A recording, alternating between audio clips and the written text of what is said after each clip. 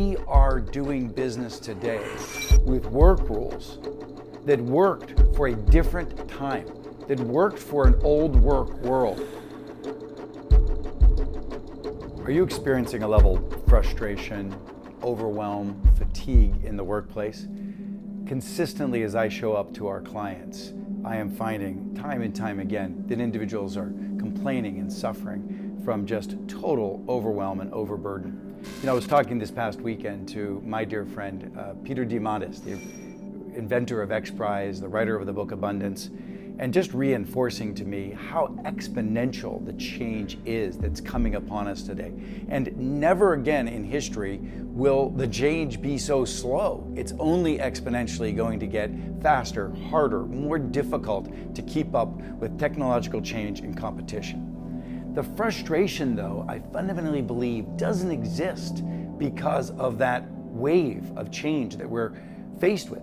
The real frustration is that we are doing business today with work rules that worked for a different time, that worked for an old work world, that worked for a pace of change that was fundamentally different. But it's the work rules that we're clinging to, of authority, of control, of the need for an individual to carry the burden of leadership and the position that you have. The reality is today, to meet the exponential pressures of change in the workforce today, we have to be able to reach much more broadly, much more inclusively. We have to be able to co-create solutions that aren't within our own framework of understanding. We've got to be able to reinvent product from the position of marketing, from the position of sales, from the position of technology, from the position of product development. It's a co-creation of all of those functions that will allow us to meet and exceed the expectations of the marketplace, the expectations of our customers, and the pressures of our competition. Now, how do you do that? You don't do that by clinging to the old work rules of, well, who's got the control here? Who is the authority? Who has the responsibility for this? The answer is no one, or the answer is we all do. And the question, though, is who is the leader? The leader is not the individual with the authority. The leader is the individual who has the capacity to harness the resources of all of those functions to move the strategy forward toward transformation. There's a different form of leadership needed. And that form of leadership is a word that I have felt we needed to create. And so I created it. I had been working and struggling for 5 years now on my new book, and really questioning what was the angle of this new book. Was it a book about co-creation and collaboration? Was it a book on a new form of leadership?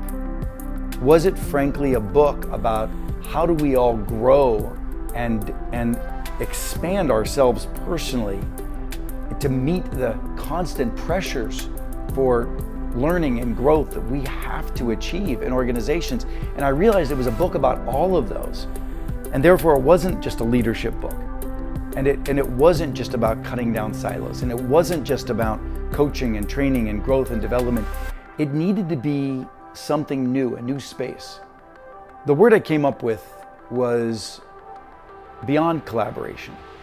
It was co-elevation.